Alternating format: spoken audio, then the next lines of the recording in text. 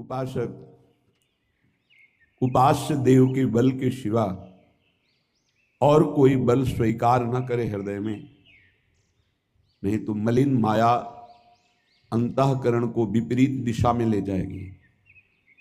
जो मानव जीवन का परम लक्ष्य भगवत प्राप्ति है, इसके बिना किसी को विश्राम नहीं मिल सकता। किसी को लगता है कि अगर हमारे मनोवांछित धन मिल जाए तो मुझे विश्राम मिल जाए। सच्ची मानिए, आप जितना धन सोच रहे हैं किसी के पास बहुत है, पर वो और सोच रहा है। वो जितना सोच पा रहा है अपनी क्षमता के अनुसार, उससे भी किसी के पास और है। कुबेर जी के पास त्रिभुवन का धन है, सब रिद्धियां सिद्धियां नवनिधियां, लेकिन वो भी भगवान की आराधना में तत्पर होकर ही विश्राम प्राप्त किए हैं।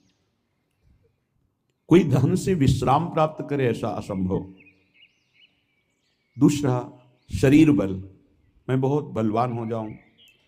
ये शरीर एक सीमित पंचभूतों से बना हुआ है। असीम बल परमात्मा में है। जब तक हम परमात्मा बल का आश्रय नहीं लेते तो सीमित बल, मायाकृत बल, ये विकारों में ले जाएगा, निर्विकारता की तरफ नहीं। अभिमान, काम, क्रोध आदि की वृत्तियों में ये हमारे बल का नाश कर देगा। तो शरीर बल भी टिकाऊ नहीं। जिनका बड़ा नाम रहा, जो शरीर में बहुत बलवान रहे, यौवन अवस्था की उतार में उनको खड़े होना मुश्किल पड़ गया। उनकी दिनचर्या लघुशंका, शौच आदि करने में बहुत ही परेशानियां देखी गई। बहुत बड़े नामी पहलवान थे। जवानी थोड़ी उतरी तो हर जोड़ उनका ऐसा दर्द, उठने लायक नहीं रहे। शरीर बल भी एक सीमित समय के लिए है, इसके बाद नष्ट हो जाएगा, और वो भी एक सीमित बल है। शरीर बल के द्वारा काम को कोई परास्त कर दे, आज तक ऐसा नहीं हुआ। शरीर बल के द्वारा कोई क्रोध को, मोह को, मद को, मत्सर को नहीं, तो फिर बल किस काम का। धन बल भी और शरीर बल भी यदि भगवद आश्रय नहीं है तो यह आपको विश्राम नहीं दे सकता, शांति नहीं प्रदान कर सकता। विश्वास मानिए। पद बल, कोई विशिष्ट पद, तो इससे कुछ समय के लिए आप गर्व कर सकते हैं, मैं अमुक पदाधिकारी हूं। कुछ समय बाद वो पद छूट जाएगा। जिस शरीर से तुम्हें पद मिला था वो भी छूट जाएगा। फिर आपके कर्मों की जो बही खाता है, वो जो खुलेगा, तो आपकी जो दुर्दशा होगी वो समझ नहीं पाएंगे। जैसे महाराज नहुष पुण्य प्रताप से देवराज इंद्र बनते हैं, और पापाचरण की वृत्ति उनके अंदर जागृत हुई तो अजगर योनि को प्राप्त हुई है। सांप योनि, अजगर। इसका मतलब कोई पद भी स्थायी नहीं है जो हमें विश्राम दे सके। परिवार, जब तक आपका कोई स्वार्थ, जब तक आपसे कोई लाभ, तभी तक आप उनको अपना मानते हैं, वो आपको मानते हैं। जिस दिन आपका स्वार्थ खत्म हो गया, देख लेना आप क्या आप सम्मान करते हैं अपने माता पिता का, या अपने उन प्रिय संबंधियों का, या आप उनके किसी काम लायक न रह जाएं तो आपको कितना प्यार करते हैं, आपको समझ में आ जाएगा। ये भी झूठा निकला। तपस्या, बहुत बड़ा तप एकत्रित किया हिरण्यकश्यप ने, रावण ने, कुंभकर्ण ने, लेकिन भगवान से इनका द्वेष रहा। पर ये तो भगवत पार्षद हैं, भगवान की इनको निश्चित प्राप्ति होनी है। शुंद उपशुंद नाम के बहुत बड़े बलवान तपस्वी हुए। तिलोत्तम अप्सरा के आकर्षण में परस्पर दोनों मारे गए। किस काम की तपस्या। तप का फल होता है भगवान को प्रसन्न करके संसार को सुख पहुंचाना अपने तप के द्वारा, लेकिन भगवान से विरोध करके दूसरों को दुख पहुंचाना, ये तप भी बल नहीं हुआ। और आज तपस्या कौन कर सकता है? कोई बिरला ही कोई वास्तविक जिसे तप कहते हैं वो कर सकता है। तप इंद्रिय और मन को अपने सच्चिदानंद लक्ष्य में रोक करके उनको किसी भी तरह विषयों का संयोग ना होने देना, इसे तपस्या कहते हैं। ये बाह्य तपस्या है। जल में खड़े होना, एक पैर के बल खड़े रहना, बहुत प्रकार की ऐसी बाह्य तपस्याएं हैं, इनका भी सुकृत होता है। पर तप शब्द की पूर्णता होती है अंदर आए हुए समस्त विकारों को सह जाना, कुछ न बोलना, इंद्रियों का भोगों से संयोग न होने देना, उसे तपस्या कहते हैं। यदि वो भगवान से विमुख है तो वो तप भी व्यर्थ चला जाता है। यज्ञ यज्ञ भोक्ता भगवान श्री हरि के लिए है, अगर उनसे विमुख हो गया तो किस काम की यज्ञ। बहुत से ऐसे उदाहरण हैं, जैसे मथुरा के ब्राह्मण ही, जैसे दक्ष प्रजापति, ये सब महान की बात उदाहरण में दे रहे हैं। सब जगह विचार करके देखे तो एक बल ही केवल बचता है, सुनेरी मैंने निर्बल के बल राम, प्रभु। जिसको प्रभु का बल है वही विश्राम को प्राप्त हो सकता है। ये बिल्कुल सिद्ध बात समझ लीजिए। ये हमारे मन की दौड़ है कि यदि हमें धन मिल जाए, पद मिल जाए, अमुक अमुक अमुक, तो मैं सुखी हो जाऊं। लेकिन जितना आप सोच रहे हैं उतना किसी के पास है, वो सुखी क्यों नहीं हो गया। पद भी है, सम्मान भी है, रुपया भी है, परिवार भी है, सब है। लेकिन यहां देखा है पूरे जीवन में जब मिले हैं कानपुर महानगर, वहां एक से एक फैक्ट्रियां, एक से एक धनी मानी, कहीं किसी के हृदय में संतोष नहीं देखा, विश्राम नहीं देखा, शांति नहीं देखी, निष्कामता नहीं देखी। तो है क्या, कूड़ा करकट ही तो जमा है। इसलिए सबसे प्रार्थना है, ये जो मन की बार बार मांगे हैं, जब तक भगवान का आश्रय भजन नहीं होगा, ये नहीं रुकने वाली, नहीं रुकने वाली। कल एक प्रश्न कर रहे थे, ओवर थिंकिंग कैसे हमारी रुके। रुपया से रुक जाएगी। एक की चाह करोगे, लाखों की चाह बढ़ेगी, लाखों की चाह करोगे, करोड़ों की चाह, करोड़ों की पूर्ति, तो अरबों की चाह। ऐसे प्रत्येक भोग की चाह करके देख लो, अंदर से देख लो किसको विश्राम प्राप्त है। ये मन एक भूत जैसा है। किसी ने एक भूत को सिद्ध किया, भूत ने कहा हम तुम्हारा काम प्रत्येक करेंगे, पर हर समय मुझे काम में लगाना होगा, अमुक काम करो। बहुत तीव्रता से, शीघ्रता से वो कार्य कर देता है। और बताओ, वो तो परेशान हो गए। अगर काम नहीं बताओगे तो उठा के पटक देंगे तुम्हें। वो गुरु जी के पास गए और कहा प्रभु हमने तो सुख के लिए भूत को सिद्ध किया था, ये तो दुख का कारण बन गया। ये कहता है हर समय काम बताओ नहीं तो मार देंगे तुम्हें। तो उन्होंने कहा ऐसा करो, एक लकड़ी का खंबा गाड़ दो और उसे बोलो इसमें चढ़ते उतरते रहो, जब हमें काम होगा हम बोल देंगे तुम्हारे लिए यही काम है। समझ पाए, ये भूत मन है। इसे खाली रखोगे उठा के पटक देगा ओवर थिंकिंग में, कल्पनात्मक भोगों में, कल्पनात्मक भय में, चिंता में, ये पटक देगा। अगर इससे बचना है, इसकी पटकन से, जैसे गुरु ने बताया लकड़ी का खंबा गाड़ दो, ऐसे ही नाम का खंबा गाड़ दो। राधा, चल चढ़ उतर, राधा राधा राधा राधा, परम विश्राम मिल जाएगा, परम बलवान हो जाओगे, परम शांति मिल जाएगी। हमारी प्रार्थना मान लीजिए, ये बिल्कुल सत्य बात कह रहे हैं। जब तक आप नाम जप नहीं करेंगे तो आप अपने मन को विश्राम नहीं दे पाएंगे। और आप सब कुछ कर रहे हैं मन के सुख के लिए, मन की शांति के लिए, पर जिस मार्ग में चल रहे हैं दुखालयम अशाश्वतम, कैसे आपको इस नाशवान भोगों में शांति मिल सकती है? नहीं, विश्वास कीजिए। बहुत प्रीति से कह रहा हूं, बहुत अनुभव की, संतों की बात कह रहा हूं। यदि भगवान का आश्रय लेकर नाम जप नहीं किया तो तुम्हारा किया कराया सब मिट्टी है। परिणाम में तुम्हारे हाथ केवल शुभ अशुभ कर्म लगेंगे, पाप पुण्य, जिनके कारण हम नाना प्रकार की योनियों में जन्म मरण जैसे भयानक दुखों को भोगते चले आ रहे हैं। इसलिए भगवत चरणारविंद में परम सुख है, विश्राम है, शांति है, और वहीं हमें जाना है। भटक लो जितना भटकना है, लौट के तो यहीं आना है। ये भ्रम ऐसा बैठ गया है बड़े बड़ों के हृदय में कि धन से सुख है। बहुत विचित्रता माया की, ये सबके दिमाग में बैठ गया है। कोई बिरला ऐसा है कि इसकी इस पकड़ से बाहर हो, नहीं तो सबके दिमाग में बैठा है। गृहस्थ हो, विरक्त हो, बूढ़ा हो, जवान हो, सबके दिमाग में माया ने बैठा दिया धन के द्वारा ही सुखी होगे। देख लो, बिल्कुल विश्वास मानिए। ये वो माया की चाल है जो आपके समय को, आपके चिंतन को, आपके आश्रय को नष्ट करके आपकी दुर्गति करवाएगी। अभी आपको पता नहीं चल रहा। जैसे अंधा आदमी गहरे कुएं की तरफ गिरने जा रहा है, उसको दिखाई नहीं दे रहा, देखने वाला दौड़ करके उसे बचाना चाहता है, वो नहीं मानता, ऐसे दिखाई देता, गया गया ए गया। धन का इतना बड़ा प्रभाव, कोई बिरला ही ऐसा है जिसके दिमाग में ये न चल रहा हो कि मुझे धन चाहिए। बिल्कुल आप आनंद पूर्वक विचार कर लीजिए, वृंदावन की भूमि में बैठे हैं, अगर किसी के हृदय में आता है कि मुझे नहीं चाहिए, वो भगवद आश्रित होगा, दूसरी कोई ऐसी वृत्ति नहीं जिसके द्वारा धन से आकर्षित न कर लिया जाए। प्रवचन करना, प्रभु का श्रृंगार करना, धार्मिक कार्य करना, ये सब बाहरी बात होगी, ये बाहर की वृत्ति। बाहर से हम बोल सकते हैं हम बड़े त्यागी हैं, हम बैरागी हैं, बोल सकते हैं, बोलने में बहुत सरलता है, सहजता है, लेकिन स्थिति में सत्य को साक्षी करके, भगवान को साक्षी करके देखो, हृदय में हर चेष्टा का फल धन की मांग है। ये हम नहीं कह रहे, हमारे शास्त्र कह रहे हैं। दूसरी माया की विशिष्ट आकर्षण शक्ति काम भोग, 3 में फांस दिया गया है।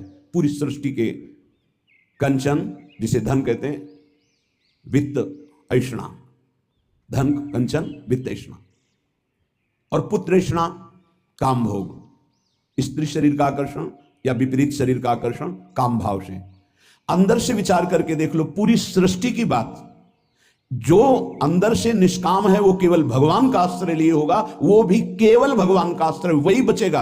अन्यथा बातें हम वैरागी की करेंगे, संयम की, जितेंद्रियता की, और हमारे आचरण भ्रष्ट होंगे।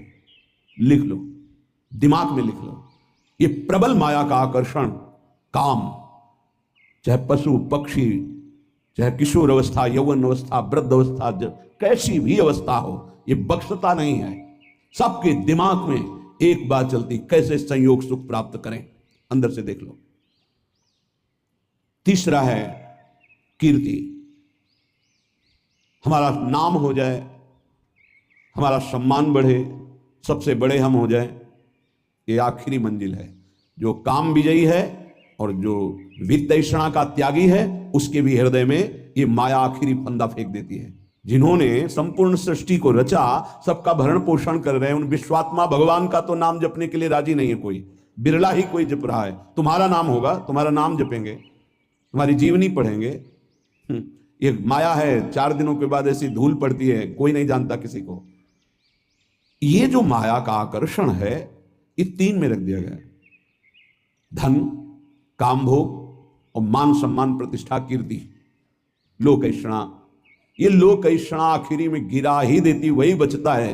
जे राखे रघुवीर ते उबरे त्यू कालम, जे राखे रघुवीर। भगवान जिसे बचा ले तो लोक ऐषणा से बच जाए, नहीं वित्त ऐषणा, पुत्र ऐषणा से बचा हुआ भी इस लोक ऐषणा में गिर जाता है। तीनों पर जो विजय प्राप्त कर लेता है, वो भगवत साक्षात्कार करता है, वो परम शांति को प्राप्त होता है। हृदय से महारानी जी का आश्रय मिलने का अवसर मिला है कि हर समय हम इस अभिमान में रहे कि हमारी श्यामा जी वही सब भरण पोषण करने वाली, वही हमें प्रेम प्रदान करने वाली, वही हमारा परम मंगल करने वाली। कहीं ये आश्रय में कुछ ना प्रवेश कर जाए, अन्य आश्रय कहीं ना हो जाए, ये उपासक देखता रहे। जो अन्य आश्रयी हैं उनको इस बात पर चिंतन करना चाहिए, विचार करना चाहिए, ये अन्य आश्रय आपकी दुर्गति के सिवा और कुछ नहीं कर सकता। अगर दुर्गति को रोक सकता है तो भगवद आश्रय रोक सकता है। यदि तुमसे इतने महान पाप हो चुके हैं कि जिनकी तुम खुद स्मृति करके घृणा करते हो, कभी कभी ऐसे पाप हो जाते हैं कि अपना हृदय ही अपने को दंड देने के लिए कहता है कि बहुत नीच आचरण तेरे द्वारा हो गए। अगर ऐसा भी है और हमारे प्रभु की शरण में आ जाए तो बाहुओं में लेकर हृदय से लगाते हैं, ऐसा स्वभाव है। कोटि विप्र बदला गए जाहू, आए शरण तजऊ नहीं ताहू। इसलिए सबसे प्रार्थना है, ये मन, ये बुद्धि, ये माया इन पर बैठ करके आश्रय का बदलाव कर देगी। यदि गुरु कृपा से, सत्संग की कृपा से, प्रियालाल की कृपा से आपका आश्रय बन रहा है प्रभु प्रियाजू, तो ये बहुत जन्मों की साधना सुकृत सब फलीभूत हो रहे हैं। इससे मत फिसल जाना। अगर आश्रय है तो आपका परम कल्याण निश्चित है। ये माया आश्रय बदलती है, इसका कार्य है आश्रय बदलना। ये अंदर की बात को समझिए। हम ब्रह्मचारी नहीं हैं, हम संयमी नहीं हैं, हम तपस्वी नहीं हैं, भजनानंदी नहीं हैं, चलेगा। पर हम प्रियाजू के हैं, प्रियाजू के सिवा हमारा कोई नहीं है, ये आपको भगवत प्राप्ति करा देगा। यद्यपि भक्त अनन्य जो विषय इंद्रियन बस होए, कर्मठ कोटि जितेंद्रियन तहि सम लय न हो। उसकी समानता करोड़ों कर्मकांडी और जितेंद्री नहीं कर सकते जिसके हृदय में अनन्यता आ गई है। इसलिए प्रार्थना है, समस्त साधनाओं का जो फल है वो आश्रय है। भागवत में बहुत बड़ी महिमा इस आश्रय की वर्णन की गई। आखिरी है 10वां आश्रय। नवधा भक्ति में 9वीं भक्ति पूर्णता है आत्मसमर्पण। यदि आप अपना मंगल चाहते हैं तो आप खुद देख लीजिए कितने बड़े साधना में आपका प्रवेश है, ईमानदारी से देख लीजिए। भरोसा नहीं है 1 मिनट बुद्धि का। भी कहती भगवान प्यारे लगते हैं, थोड़ी देर में कहेगी विषय प्यारे लगते हैं। इसका निर्णय ठीक नहीं, पागल है ये। हमारी जो बुद्धि है वो पागल है। एक क्षण में कहती ये मार्ग सत्य है, दूसरे क्षण में उत्तर देने लगती है। ऐसी बुद्धि का भरोसा नहीं। कितनी बड़ी साधना हो, अपराध बन जाए, वैष्णव अपराध, गुरु अपराध, इष्ट द्रोह, गुरु द्रोह, सर्वनाश हो जाता है। एक आश्रय है तो वो बचाता है, भगवद आश्रय। आश्रय को आप यदि समझ लें तो निश्चिंत हो जाएंगे, निर्भय हो जाएंगे, निःशोक हो जाएंगे। आप प्रभु के अंश हैं। ये प्रकृति प्रभु के द्वारा रची हुई है। ये भगवान का एक जादूमय खेल है। आप उनके अंश होकर इस खेल में फंस रहे हैं। वही गुरु रूप से, शास्त्र रूप से आपको इस खेल से निकलने का उपाय बता रहे हैं, पर आप ऐसे कपटी स्वभाव के हैं, छली स्वभाव के हैं। वो सर्वज्ञ प्रभु और गुरुदेव से भी छल करता है। हंसी की बात यह है कि जो तुम्हारा परम हित, परम मंगल, परम कल्याण प्रतिपल सोच रहे हैं, तुम उनसे छल और कपट कर रहे हो, केवल माया प्रेरित होकर के। क्या नहीं पता, क्या नहीं पता। तुम्हारे मन में जो स्फुरित होता है प्रभु को स्फुरित होने के पहले पता है नहीं। प्रभु कह रहे हैं और सब चलेगा। मोहि कपट छल छिद्र न भावा। और अगर अवगुण है तुम्हारे, धीरे धीरे सब ठीक हो जाएंगे। जन अवगुण प्रभु मानन काऊ, दीन बंधु अति मृदुल स्वभाव। लेकिन यदि आपके अंदर छल कपट है तो प्रभु कह रहे मोहि न भावा। नहीं, हम पापात्मा हैं, गलतियां हुई हैं, जैसे हैं नाथ आपके हैं, आपके सामने हैं। इससे आश्रय तत्व पुष्ट होता है। इसी आश्रय से घोर पातिकी को भगवत प्राप्ति हो जाती है। एक बार आश्रय ले लिया तो हमारे प्रभु छोड़ने वाले नहीं। आप छोड़ सकते हो, आपका स्वभाव है, प्रभु नहीं छोड़ेंगे। आश्रय का इतना विशेष महत्व है। जैसे कई बार सत्संग में सुनाया कि जगन्नाथ जी के श्रीअंग पार्षद कुसंग वशात वैश्यागामी हो गए। जब ये पता चला तो उनको बुलाया और कहा कि आप श्रीअंग सेवा भी करते हैं और वैश्या के संयोग में जाते हैं, तो 2 में से एक को स्वीकार करें, या तो जगन्नाथ जी के श्रीअंग की सेवा या वैश्या के संग। कामाशक्त चित्त हो गया था, इसलिए जगन्नाथ जी की सेवा छोड़ दी। पर खास बात, आश्रय नहीं छोड़ा। जगन्नाथ जी की प्रसादी पादुका अपने साथ ले गए। एक बार उठाकर सर में पादुका रख लेते और छाती से लगा के कहते, प्रभु मैं आपकी माया में फंस गया हूं, मेरी हिम्मत नहीं कि मैं इसका संग छोड़ सकूं, मैं आसक्त चित्त हो गया हूं। कई वर्षों के बाद जब उनका शरीर पूरा हुआ तो जगन्नाथ जी ने अपने पार्षद को आदेश किया, जैसे मेरे पार्षदों की अंतिम क्रिया होती है, अंत्येष्टि संस्कार होते हैं, वैसे उसका करो। तो उन्होंने कहा, प्रभु उसने तो आपको छोड़ दिया, वैश्या को स्वीकार किया, अब हम कैसे कर सकते हैं? उनका जगन्नाथ जी ने कहा, नहीं, उन्होंने छोड़ दिया लेकिन हमने नहीं छोड़ा। हमारा स्वभाव छोड़ने का नहीं है। आप इस बात पर ध्यान दीजिए। कितना भी अपराध बन जाए, भगवान अपने भक्त को नहीं छोड़ते। नामे भक्ता प्रणश्यति। वही जब अंत्येष्टि क्रिया बाहरी भगवान आदेश कर रहे हैं तो उनकी अंतिम गति में क्या भगवान कोई गड़बड़ी होने देंगे क्या? परम पद की प्राप्ति होगी। एक बार भगवान स्वीकार कर ले, आप आश्रित हो जाइए। एक बार कृष्णदास जी जो पुष्टि मार्गी हैं, आचार्य चरण से कुछ ऐसा, तो बाजार में देखा सुंदर जलेबी बन रही थी, इससे देखो ओ ये तो श्रीनाथ जी के लिए बहुत सुंदर, भाव में भर गए। तो उधर जब आचार्य चरण ने पर्दा खोला तो श्रीनाथ जी जलेबी पा रहे थे। तो कहा, जय जय, बाजार की वस्तु तो आपको भोग लगती नहीं, और हमने अभी लगाया नहीं, ये कहाँ से आप पा रहे हैं? उन्होंने भाव में लगाया भोग और यहाँ साक्षात श्रीनाथ जी पा रहे। होगा कृष्णदास ने बाजार से भोग लगाया है। वह प्रभु कृष्णदास जी का तो त्याग कर दिया गया है, फिर आप भोग? बोले, आप आचार्य हो, आप गुरु हो, आप त्याग कर सकते हो, पर मेरा स्वभाव नहीं। एक बार जिसे पकड़ लिया उसे मैं कभी छोड़ नहीं सकता। वो भले मुझे छोड़ दे, मैं उसे नहीं छोड़ सकता।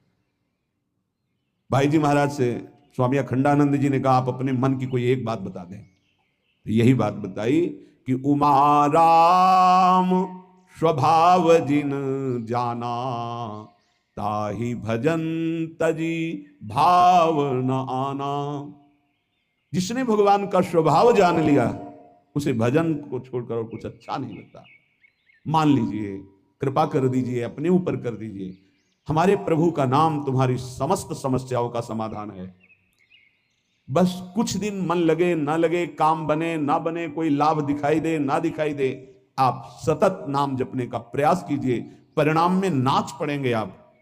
पहले आपके पापों का नाश होने दीजिए। नाम का प्रभाव महाअमृत में, जिसने नाम को स्वीकार किया, चाहे वो जैसा रहा हो, उसका परिणाम बड़ा मंगलमय निकला है। देखो, आप कैसे हैं, कौन है, हमारे भगवान ये सब नहीं देखते। आपने भगवान का नाम उच्चारण किया, बस इसी से भगवान नहीं चाहेंगे। अहोबत सुपचतो गरियान यज्ञभाग्य वर्धते नाम तुभ्यम। वो चाहे चांडाल क्यों ना हो, नीच आचरण करने वाला क्यों ना हो, यदि वो नाम जपना शुरू कर दिया तो गरियान वो सर्वश्रेष्ठ हो जाता है। तुम्हें कोई रोग शोक, कोई भी अभाव, रात दिन जो जला रहे हैं, वो प्रभावित नहीं कर पाएंगे यदि नाम जप करोगे। बात समझ लीजिए।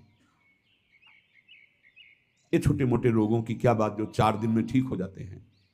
आजीवन जब तक श्वास शरीर पे है, तब तक भयानक कष्ट के द्वारा जीना है।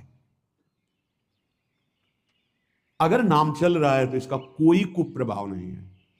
मन शांत है, प्रसन्न है, 100 में 1% भी इसकी कोई परवाह नहीं, कोई चिंता नहीं। जो शास्त्र में लिखा है वो जीवन के अनुभव में उतरना चाहिए। कोई भी रोग जिससे रात दिन लोग जलते हैं, वो तुम्हें ताप नहीं दे सकता। कष्ट आएगा लेकिन वो आपको परास्त नहीं कर पाएगा। इधर से कष्ट का प्रहार तो इधर आनंद की वो बाढ़ लगी हुई है कि इधर लहरें कष्ट की हो रही, वो आनंद में डूबा हुआ है। ये किससे होता है? नाम जप से। प्रार्थना मान लीजिए, ये प्रवचन नहीं, ये जीवन है। अगर आप मान लेंगे तो निहाल हो जाएंगे, आप मस्त हो जाएंगे, आप इस दुखालय से पार हो जाएंगे। शोक, जिन वस्तुओं का हम सेवन करते हैं, जो प्रिय वस्तु होती है, प्रिय जन होते हैं, इनके वियोग में बहुत शोक होता है। सच्ची मानिए, यदि नाम जप कर रहे हैं आप और आपका नाम संग्रह हो चुका है, पाप नष्ट हो चुके हैं, तो आपको कभी किसी के भी वियोग में, चाहे वस्तु हो, पद हो, संपत्ति हो, संबंधी हो, आपके हृदय में ताप नहीं लग सकता। जासु नाम भव भेषज हरन घोर त्रैशूल, दैहिक दैविक भौतिक ताप, ये नाम जापक के हृदय में नहीं लग सकते, मस्ती रहती है। नरसिंह मेहता जी के पुत्र जब पधारे तो करताल उठाकर नाच रहे हैं गोविंद के सामने। बड़ा अच्छा किया, आप अपनी वस्तु स्वीकार कर लिए। धरोहर थी, आपने ले ली, आपकी धरोहर आपने मस्त होकर, कोई शोक नहीं। चाहे जितनी हानि हो जाए, उसको विश्वास है कि जिसने बिना किसी की सहायता के एक पलक झपकने में अनंत ब्रह्मांडों का सृजन कर दिया, वो भगवान जब चाहेंगे, अगर लौकिक सुख देना चाहेंगे तो बौछार हो जाएगी। इसलिए उसे शोक नहीं होता। अभाव, ये चाहिए, वो चाहिए, वो चाहिए, हमें प्रार्थना भी नहीं करनी भगवान से ये चाहिए। सच्ची मानिए, जैसे छोटे बच्चे का ध्यान माता स्वयं रखती है, क्योंकि वो मांग अपनी प्रस्तुत नहीं कर सकता। समय से कब उसे भोजन पवाना है, कब कौन सा वस्त्र धारण करवाना है, कब क्या उसकी सेवा करनी, ये स्वयं मां चिंतन करती है। ऐसे अनंत माताओं का वात्सल्य लिए हुए हमारे प्रभु अपने जनों का चिंतन करते हैं। योगक्षेमम वहाम्यहम शब्द पर ध्यान दीजिए। अपना कार्य है अनन्यस चिंतयन्तो माम, भगवान का कार्य है योगक्षेमम वहाम्यहम। हम नाम जप करते हुए अपने कर्तव्य का पालन कर रहे, और श्री भगवान अपने कर्तव्य का, योगक्षेमम वहाम्यहम, जो अप्राप्त है उसे प्राप्त करा दूंगा, जो प्राप्त है उसकी रक्षा करूंगा, इसे कहते हैं योगक्षेमम। तू क्यों रो रहा है? अब मत रो, अब भगवान नाम जप कर, नाम रट। फिर देख, जन्म जन्म से ये घिघियाते रोते चले यार, ये दे दो, ये दे दो, ये दे दो, फिर मरे, फिर वहीं से शुरू, ये दे दो, ये दे दो। कब तक ये भिखमंगापना हमारे मन में बैठा रहेगा? अरे मंगवे भलो न बाप सो, जो प्रभु राखे टेक। अविनाशी का बच्चा घिघियाता घूम रहा है विषयों में, समझ में नहीं है ना, समझ में प्रभु की समझ नहीं है, इसीलिए ये दुर्दशा होती चली जा रही। एक जन्म से असंख्यों जन्म हो गए ये मांगते मांगते। ये मंगतापना कब मिटेगा? ये अभाव कब मिटेगा? जब भाव का पता चल जाएगा। आप बहुत बड़े के हैं, आप स्वयं परमानंदमय हैं। आपको किसी वस्तु, स्थान, व्यक्ति से आनंद की खोज नहीं करनी। बस बाहर भटक रहे हो, इसलिए तुम्हारा जो भाव है वो अंतर्हित हो चुका है। अंतर में आओ तो न शोचति न कांक्षति समः सर्वेषु भूतेषु मद भक्तिम लभते पराम। न कोई शोक न कोई चिंता, एक परमानंद की अनुभूति। ना मानो तो भोग लो, जलो, ये माया दुर्दशा कर देगी। ना मानो, जलते रहो। अगर संतों के हृदय में कोई पीड़ा होती तो इसी बात की होती, अमूल्य मानव जीवन प्राप्त करके भगवान से विमुख होकर तुम कैसी दुर्दशा को प्राप्त हो रहे हो। उठो। गलतियां होना स्वाभाविक है, माया फिसलन वाली है, गलती हो सकती है, लेकिन हम सत्य मार्ग को छोड़ दें, ऐसा नहीं हो सकता। क्यों रो रहे हो? मेरा नाम रट, देख दुख नाम की वस्तु नहीं रह जाएगी, तेरे सारे संशय नष्ट हो जाएंगे। भक्ति हो न हो, श्रद्धा हो न हो, विश्वास हो न हो, तू केवल नाम रटना शुरू कर दे। इससे बढ़कर और क्या बात कही जा सकती है। जितना भी दान पुण्य तपस्या यज्ञ तीर्थाटन है, अगर श्रद्धा नहीं है तो फल की प्राप्ति में संशय है। मंत्र जप रहे हैं, श्रद्धा विश्वास नहीं तो फल की प्राप्ति में संशय है। लेकिन नाम जप कर रहे हैं, बिल्कुल आपकी श्रद्धा नहीं है, तो भी भाव कुभाव अनख आलसहु नाम जपत मंगल दिशि दशहु। तन्नास्ति कर्मजम लोके वाग्जम मानसमेव वा यन्न छपयते पापम कलौ गोविंद कीर्तनम। यदि आपसे शारीरिक पाप बन गए हैं, मानसिक पाप बन गए हैं, वाणी के द्वारा अपराध बन गया है, चिंता मत करो। आप कोशिश करो कि पाप ना बने और गोविंद गोविंद हरि हरि कृष्ण कृष्ण राधा राधा राधा ऐसा नाम उच्चारण करो। नाम उच्चारण से सारे पाप नष्ट हो जाएंगे। तन्नास्ति कर्मजम लोके वाग्जम मानस में उच्च। मानसिक, वाणी के द्वारा, शरीर के द्वारा जो अपराध बन गए, भगवान नाम कीर्तन से, भगवान नाम जप से सब नष्ट हो जाते हैं। बस ये है कि नाम का सहारा लेकर पाप मत करना। अब तक जो हुए सो हुए, चूक हो जाएगी तो नाम भस्म कर देगा उस पाप को। जानबूझ करके, संकल्प करके, हर्षित होकर पाप करेंगे कि शाम के नाम जप कर लेंगे, दिन भर पाप करते हैं, तो फिर वो नामापराध लागू हो जाएगा और वो प्रभाव नाम का नहीं पड़ेगा और आपको उसका दंड मिलेगा। उठते बैठते, खाते पीते, सोते, सुख में दुख में, श्रद्धा से अश्रद्धा से, भक्ति से अभक्ति से, एकांत में, कोलाहल में, जैसी भी परिस्थिति है उसमें तुम नाम जप करो। कुछ उपासक हैं वो परिस्थिति की मांग करते हैं भजन के लिए, चाहे वो गृहस्थ में हो या व्यर्थ में। कुछ ऐसा हो, एकांत हो, शांत हो, ऐसा हो, ऐसा हो। तो भगवान अल्पज्ञ है क्या? तुमको जो परिस्थिति दी है वो भगवान ने विधान करके दी है। उसी विधान में यदि भजन कर ले गए तो सिद्ध हो जाओगे। परिस्थिति का परिवर्तन ना मांगा जाए, उसी परिस्थिति में भजन करके भगवान की प्राप्ति होगी जो भगवान ने हमको परिस्थिति दी है। परिस्थिति का जो परिवर्तन मांगते हैं उनसे भजन नहीं बनता। वो परिस्थिति के भोक्ता होते हैं, वो भजन के नहीं। इस बात को अंदर से समझो। अब हमारा मन उब गया, अब हम भाग करके गृहस्थी से विरक्ति बनना चाहते हैं। नहीं, जरूरत नहीं है। वेश परिवर्तन की जरूरत नहीं है। यदि आपने गृहस्थ धर्म स्वीकार किया है तो परिवार के भरण पोषण की जिम्मेवारी है, तो मेहनत कीजिए और नाम जप कीजिए, परिवार का पोषण कीजिए, भगवत प्राप्ति हो जाएगी। भाग के जाओगे तो जो कुछ तुम्हारा पुण्य बना है उससे तुम्हें जो वैराग्य हुआ है, वो जहां आपने दूसरों का अन्न पाया और जहां प्रणाम नमस्कार स्वीकार किया वो खत्म हुआ, फिर ऐसा मन चिंतन कराने लगेगा कि गृहस्थी से भी गिरी स्थिति हो जाएगी। जो वास्तविक आंतरिक भगवत प्राप्ति का वैराग्य है वो भजन बल से बहुत जोर का प्रकट होता है। वो परिस्थितियों की मांग नहीं करता है। जैसी परिस्थिति होती है उसमें ही भजन करना है, चाहे गृहस्थ हो चाहे विरक्त। जैसी परिस्थिति में प्रभु ने रखा है उसी परिस्थिति में भजन करके दिखाओ, क्योंकि भगवान ने तुम्हारे लिए मंगल विधान वही रचा है।